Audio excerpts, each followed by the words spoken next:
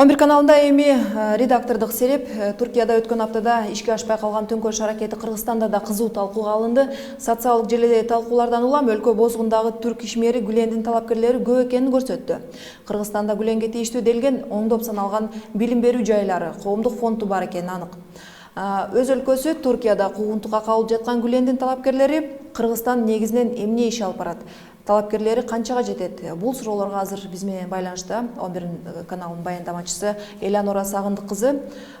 Элеонора, сөз сизде. Ооба, ушул биз сөз кылып жаткан хизмет уюмунун дүйнө боюнча 140тан ашуун билим берүү жайлары бар делет. Анын ичинде Кыргызстанда 10 чакты кыргыз-түрк лицеи иш алып барып, ушул жеткинчек жана өспүрүм балдарга билим берүү менен алек болушат. Мындан тышкары дагы белгилей кетчү жагдай, Кыргызстанда ушул уюм каржылаган саналуу болсо да бир катар массалык маалымат каражаттары, коомдук фонддор жана илимий изилдөө борборлору бар.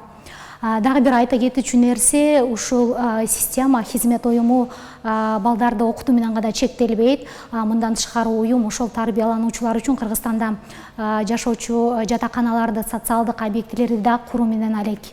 Ал эми ушул бүгүнкү күндө Кыргызстанда гүлөнчүчүлөрдүн саны канчага жетти так айтуу кыйын.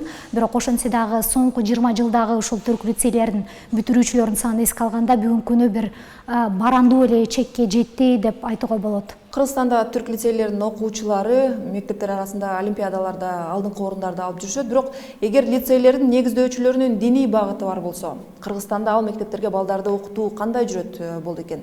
Гүлендин диний философиясында суугаруу жүрбөйбү? Ооба, албетте туура белгиледиңиз. Мындай кооптонуулар болбой койбойт. Мындай кооптонуулар бар, бирок бул жакта белгилей кетүүчү жагдай ушул кыргыз-түрк лицейлеринин окутуу программалары Кыргызстандын билим министрлиги тарабынан бекитилет жана алар менен макулдашылат.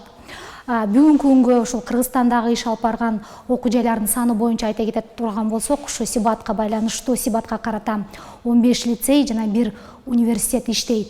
Буга чейин 2014-жылы ушу сибаттын жетекчилиги ошол убакка карата окуу жайларды бүтүргөндөрдүн саны 10 миңге жетти деген бир сандык көрсөткүчтү айткан. Бирок бүгүнкү күнү алардын саны дагы мындан бир топ жогорулады десек болот.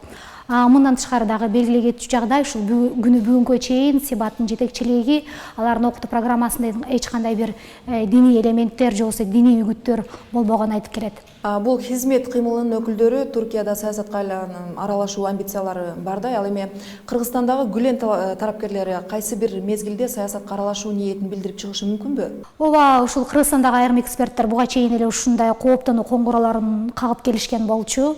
Ушул хизмет уюмунун жактоочулары Кыргызстанда эртеби кечпи өздөрүнүн саясий амбицияларын ачыкка чыгарышат жана саясатка келүүгө аракет жасашат деген болчу. Жана ошол нерсенин алдын алуу керектигин, муктаждыктар бар экенин айтып чыгышкан.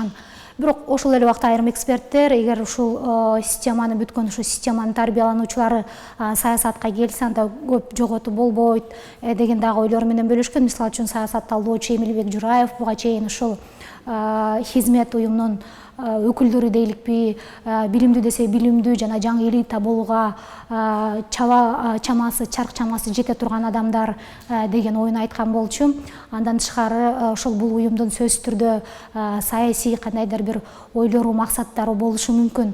Бирок ошол эле убакта ушул талдоочунун Эмил Жураевдин пикиринде хизметчилер ушул бийликке баруу аракетин жасашса, алар ушул саясий системага келип алып, Кыргызстандагы орноп иштеп жаткан секулярдык системаны бузууга аракет жасайт деп күтпөйдө эле койсо болот деген оюн айткан.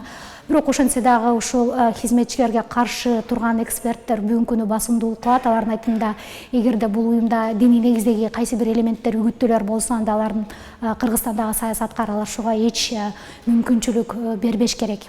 Кыскачалап айтканда, Кыргызстанда азыр бул уюм боюнча бирдиктүү бир беткей пикирлер жок, бирок ошентсе дагы хизметчилерге кичине каршыраак, терс маанайдагы ойлор, маанайлар көп.